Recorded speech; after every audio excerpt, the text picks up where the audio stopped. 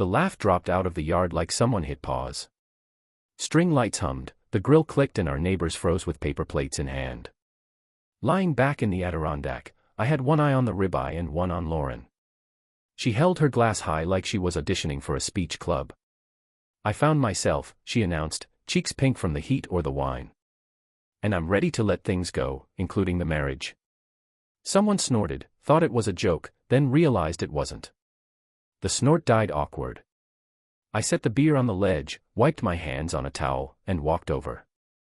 No rush, no noise. I planted myself beside the grill so the smoke blew between us. Try it again, I told her. No audience, no glass. She looked past me at the semicircle of faces. Neighbors, coworkers, the usual Saturday crew. I need a divorce, she said, steady now. I'm tired of feeling invisible. I don't raise my voice. Never needed to. I glanced around at the faces. Tyler from next door with his baseball hat. Jenna from the HOA with a curious smirk. My colleague Paul holding tongs he didn't need. Got it, I said. You pick theater over a conversation. Noted. If I'd known where it was headed, I would have pulled the plug on the party right then, but I let the ribs finish. You'd be surprised what you'll allow while your brain catches up. I killed the burners, handed the tongs to Paul, and told Tyler to plate what was ready. Then I turned to Lauren. Kitchen, I said. Now, we walked through the sliding door like coworkers heading to a meeting we both wanted to cancel. In the kitchen, it was just us and the buzz from the old fridge. I leaned on the counter. She tapped her nail on the stem of the glass. I'm not doing this here, she said. You already did, I replied. So, let's do the part that matters. What part is that? The line. I pointed to the tile between us. Pain I can handle. I won't sit through a circus. It wasn't a circus, she said, chin up. You made a toast to my life. I answered dry. In our yard, she shifted then went quiet. I'm not staying here tonight, I told her. I'll be at the spare place. What spare place? The apartment on McDowell. The one I kept in case talking stops and pointing starts. You kept an apartment? Yep. You've been planning to leave. I've been planning to keep my dignity. I said, big difference. You're overreacting. No, I said. I'm reacting. You tested if I chase. I don't chase. I didn't ask you to chase. You asked the neighborhood to clap. I said, I'm not your audience. She took a breath like she might swing again, then let it out. So that's it, she asked. For tonight, yes. I opened the junk drawer, pulled out a spare key, set it on the counter. Front door is yours. Back door is mine. Don't lock the gate. Tyler needs to get the cooler out. Nick, I'll come by tomorrow to grab clothes. No need to be here. You can't just vanish. I'm not vanishing. I'm creating space for an adult conversation. If you want a divorce, we do it clean. We'll see a paralegal this week. You pick the day, she stared at the key. You're punishing me, she said. I'm protecting me, I answered, then walked back outside and let the yard run on without me. Scene shift wasn't the patio.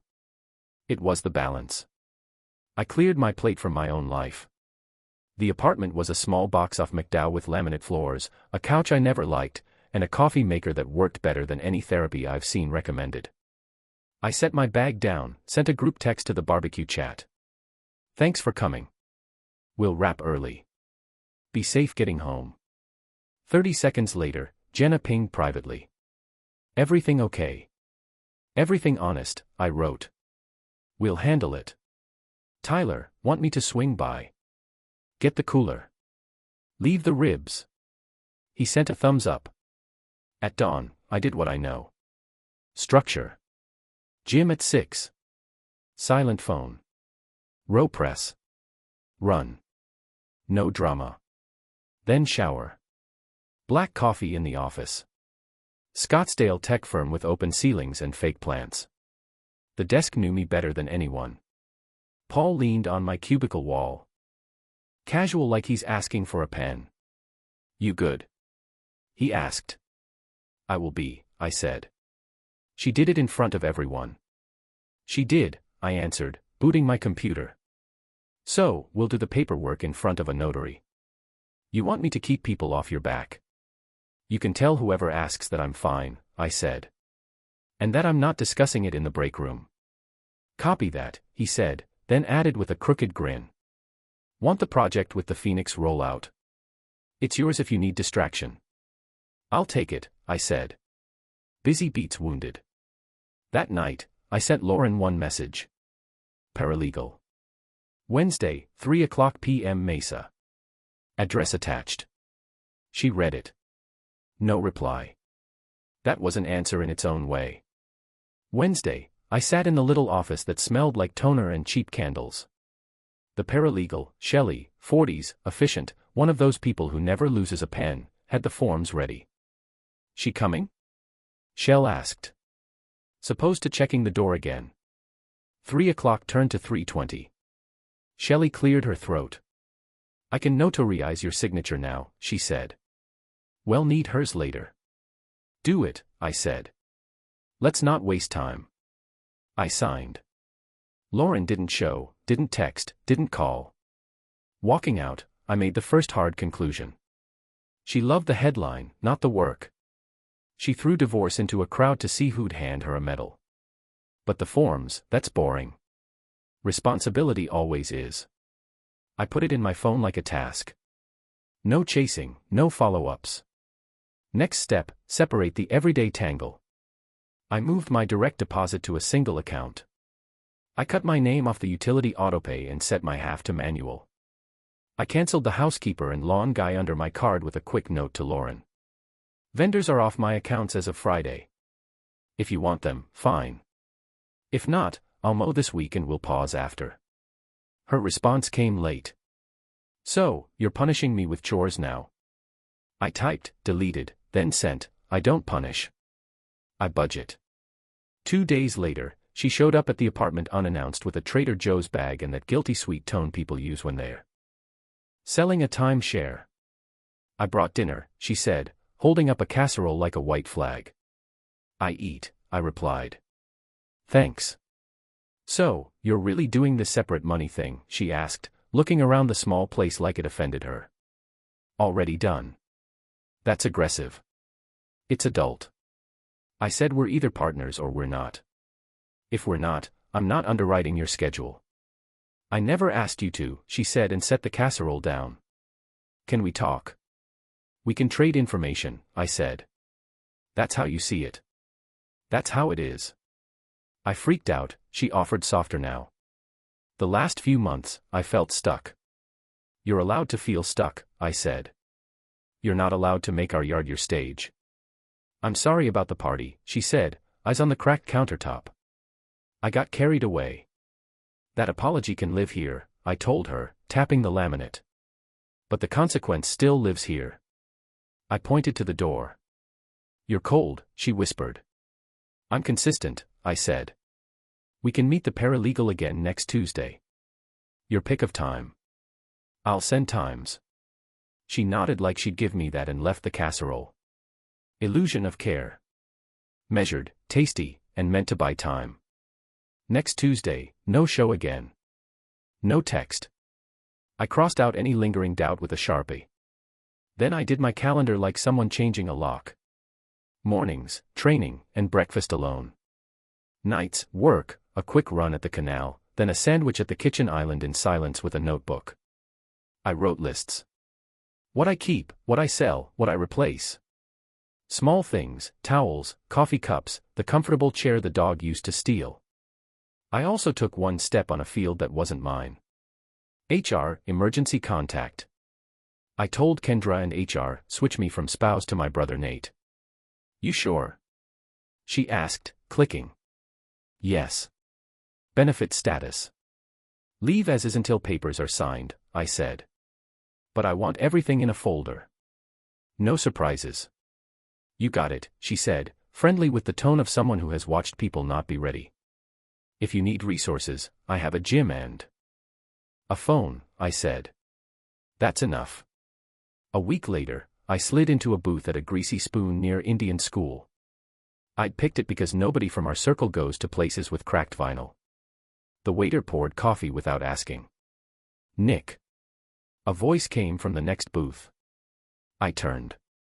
Mark, old friend from softball years back, now thicker through the middle, still wearing the same cap style. Look at you, he said. Heard rumblings. You okay? I'm functional, I said. He lowered his voice. I saw Lauren at the hospital last week. What hospital? On her health, he said. Her mom's stroke. She was shuttling between there and home the day you had your notary thing. She looked wrecked. I stared at the coffee. The brain does the math. It always does. Thanks for telling me, I said. She mentioned you two were. I don't know. Mark waved. Complicated. Accurate, I said. She said you left fast. I left clean, I said. Then I added because it needed saying out loud at least once. Her mom being sick explains her absence in Mesa. It doesn't explain the speech in my yard. Mark nodded slowly. Fair. She can be a great daughter and still have run a stunt. I said both can be true. Want me to pass along anything? He asked. No, I said if she wants information, she knows how to reach me. That was the third week. After that, time flattened into routine. Scottsdale summer did its thing. Oven heat at noon, monsoon winds at dusk. I worked, I lifted, I slept.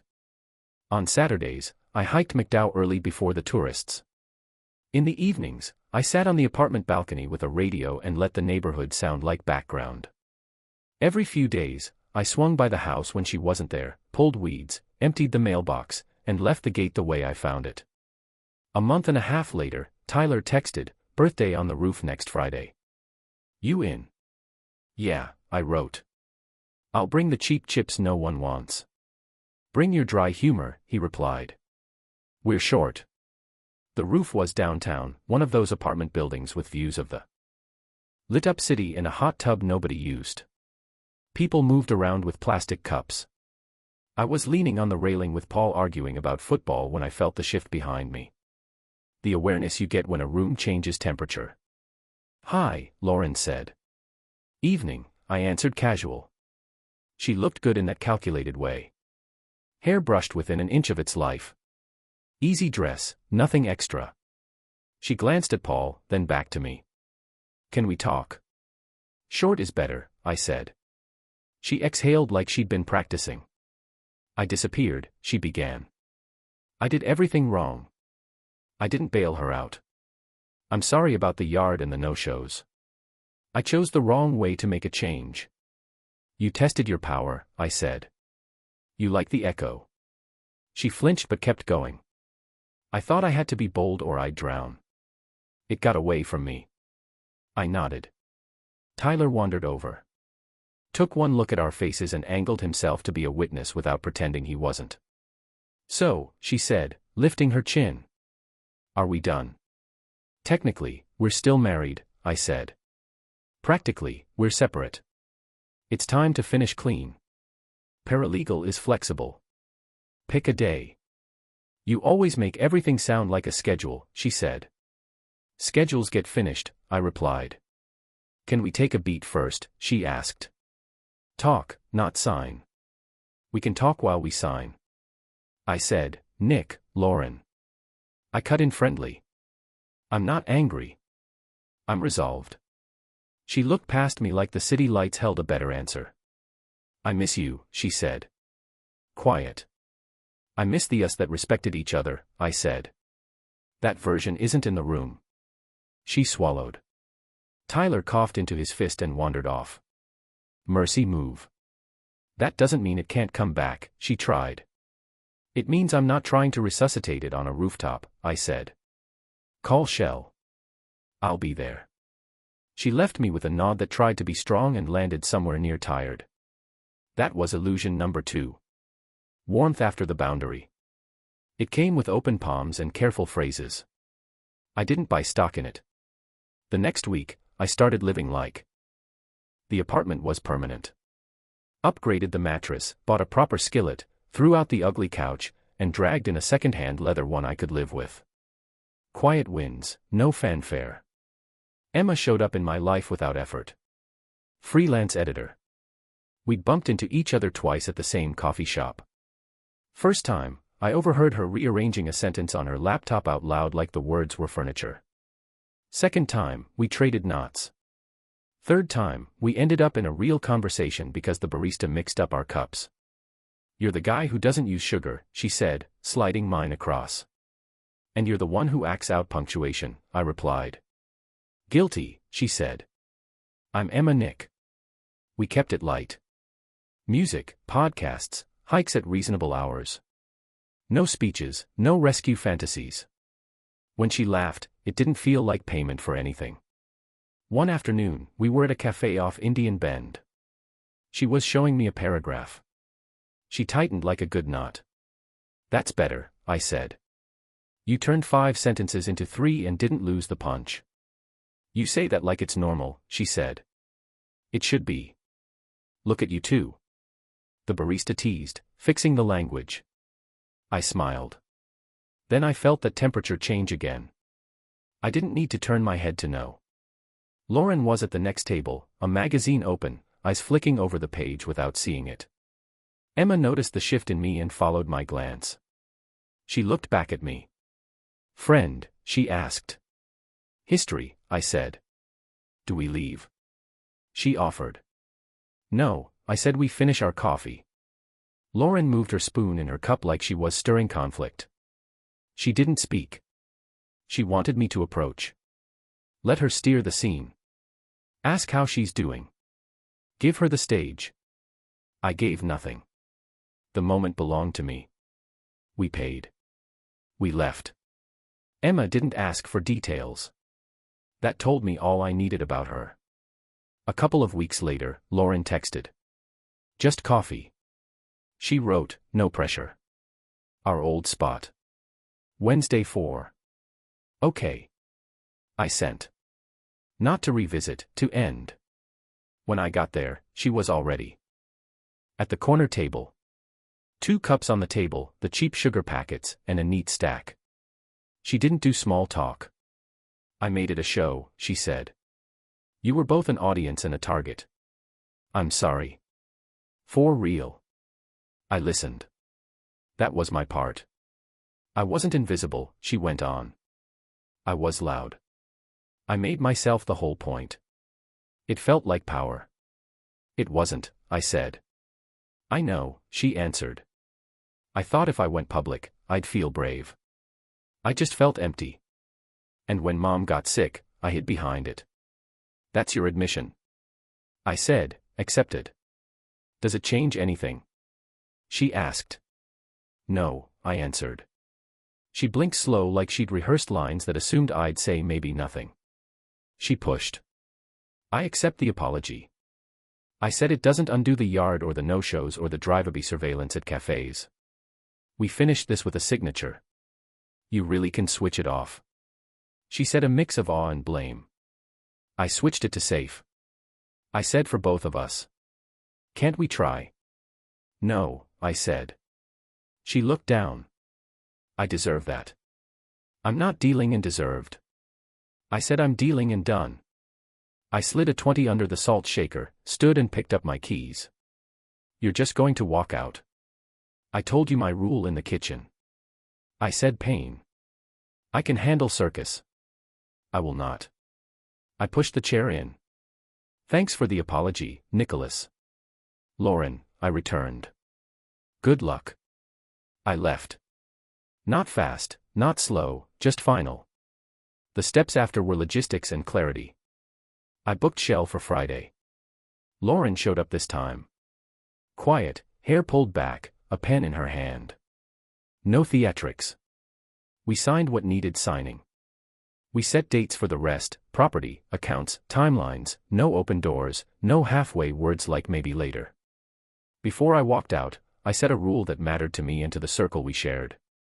I typed a single message to the neighborhood group in the smaller work-adjacent chat. Update: Lauren and I have decided to finalize our separation. Appreciate privacy. No sides needed. No gossip traded. Replies were what you'd expect. Blue hearts, thumbs ups. I hear if you need anything. Tyler sent me a separate note. Proud of you for handling it clean. At the house, I packed what was mine into labeled tubs. Tools, books, the vinyl collection. She never liked. The thrifted oak dresser I refinished one winter. I left the things that were clearly hers. I took my grill. That wasn't petty. That was mine. She tried one last soft maneuver the next week. I was at the house switching out a ceiling fan when her friend Tracy, the one who speaks in slogans, appeared in the doorway. Hey, champ. Tracy said. How about you two take a break from paperwork and actually talk? Closure is healing. Hi, Tracy. I said, staying on the ladder. We're good on closure. Lauren is wrecked, she said, putting a hand to her chest like a stage prop. You could meet her halfway. We met at a table with a pen, I said. That's as halfway as it gets. She says you're being cold. I say I'm being clear, I replied. Clear isn't the same as cruel. Tell her she doesn't need a bigger audience. She needs a calendar. Tracy made a face. You always were particular. It's kept me alive, I said, and swapped the last wire nut. She hovered, hoping I'd throw her a line she could carry back. I didn't. She left. That was the last third-party performative attempt I entertained. Meanwhile, life did what it does when you stop feeding a drama. It straightened. Work got sharper. I took on the Phoenix rollout and cut the timeline by 2 weeks. Paul stopped by my desk and tapped the whiteboard. You built a machine, he said. I got out of one, I replied. He grinned. Happy for you, man. Emma and I changed speed without announcing it. She came over with a bag of groceries. You cook, she said. You edit, I countered. Deal. We ate at my small table with the radio low and the only argument was over whether tomatoes should go in the fridge. I won that one. Some hills are worth taking. A month after the signatures, there was the community block party. I didn't plan to go. Then Tyler texted, you should swing by. They rented a bounce house. For adults, it's just a hazard. I'll drop off ice, I wrote. I walked in with 2 bags of ice and the awareness that time turns crowds into minds. People watch me to see if I'd be a story. I refused to be. Lauren was there near the folding tables, already in a conversation with Jenna, laughing that big laugh you bring out when you need to show you're okay. Our eyes met. She walked over. Hi, she said. Hi, I answered. We're telling people we're separated, she said like we needed a coordinated script. We're telling nobody anything, I replied. We're living our own lives. You had to make a statement in the chats, she said. I made a boundary. I corrected. You made the initial statement in our yard. She exhaled through her nose, annoyed but contained. I hope you're happy, she said. The classic closer people use when they have no leverage left. I am, I said, not despite her, but because it was true. She looked over my shoulder, scanning for eyes. I put the ice in the coolers and walked back out to the street where Tyler was halfway into the bounce house and regretting everything. You good, he called. Better than you, I said, watching him invent a new way to pull a hamstring. That was the last public overlap that had any heat. The rest was subtraction. Final paperwork closed 2 months later. Titles, simple buyouts, bank accounts, clean, no drama. I kept the apartment for a bit, then sold the house and bought a smaller place with a garage that fits my tools and a little backyard where the dog could have dug if we still had one. He's gone now. Life moves like that. I replaced the grill with a newer version and didn't invite an audience. Emma didn't push. She just showed up to what was real. We hiked. We ate late breakfasts. She met Paul and Tyler and passed the same test everyone eventually does. She treated them like people, not chess pieces. Are you sure you're not just escaping? She asked once, straight as a ruler. Oh, I escaped, I said. Now I'm building something. And her what? Her life, Emma said. Do you think she's okay? She's resourceful, I said. But it's different when the clapping stops. I heard through the grapevine you can't fully avoid in a neighborhood like ours that Lauren moved into a smaller condo across town. The job she floated for didn't stick. She pulled back from the HOA board after Jenna stopped defending her in side chats. She wasn't shunned. Nobody deserves that. But the circle that spun for her when she created theater wasn't as excited to help carry boxes when the credits rolled. I didn't gloat. I also didn't fix it. That was never my job. A few months after it all ended, I ran into Mark again at the diner with the cracked vinyl. "How's your mom?" I asked him to ask Lauren when he saw her. "Back home," he said. "Slow recovery. She's stubborn, which helps." "Good," I said. "And you?" Mark asked. "I've got a garage," I said. "And a woman who edits my nonsense before I send emails. And I sleep." He smiled. "That last one matters." "It does," I said more than I remembered. Sometimes at night, I stand in the little backyard and listen to the neighborhood bus. A dog barks. Someone laughs 2 houses over. Life hums. I feel calm. Not because everything turned out perfect. Because I did the one thing men forget to do when the show starts. They walk off stage. I didn't slam doors. I didn't throw plates. I didn't campaign. I told her on the first night, "Pain, I can handle. Circus, I won't." She gave me both. I chose which one to carry. The last time I saw her up close was in the parking lot of that old coffee shop. She was walking to her car, keys in hand. She looked at me like she wanted a line to end on that would make the whole thing neat. "You really never looked back," she said. I looked forward. I answered that easy. "No," I said that necessary. She nodded once the way people do when they respect the line, even if they hate what it costs. She got in her car. I got in mine. We left. If a younger guy asked me what to do when someone turns your life into a stage, I'd say this. Don't throw tomatoes, and don't stay in your seat. Stand up, pay your tap, tip the staff, leave through the side door, let the lights cool without you. That's not drama. That's dignity. And in Scottsdale or anywhere else, it buys you the one thing that actually changes a life. Quiet. In that quiet, you can hear your next step. And it sounds a lot like your own name. This is where the story ends. How was today's story? I'd love to hear your thoughts in the comments, and where you're watching from. Like, share, and subscribe for more powerful stories.